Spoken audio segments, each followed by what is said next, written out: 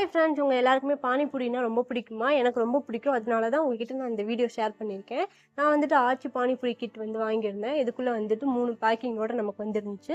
சரி, ஃபஸ்ட்டு வந்துட்டு நம்ம பூரி போட்டு ரெடி பண்ணி எடுத்து வச்சுக்கலான்னு தான் நான் பூரி ஃபஸ்ட்டு ரெடி பண்ணிக்கிட்டேன்.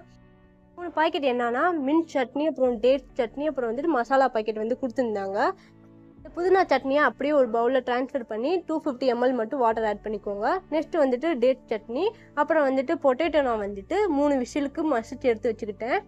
இந்த மாதிரி மசிச்சு எடுத்து வச்சுக்கோங்க. டேஸ்ட்டுக்கு வந்துட்டு நான் பெரிய வெங்காயம் 1 மட்டும் ஆட் பண்ணியிருக்கேன். இப்போ அவங்க கொடுத்துருக்க மசாலா பவுடரோட நம்ம மிக்ஸ் பண்ணி எடுத்து வச்சுக்க போகிறோம். கூடவே சுகர் போட்ட தயிரும், அப்புறம் ஓமப்பொடி எடுத்து வச்சுருக்கேன்.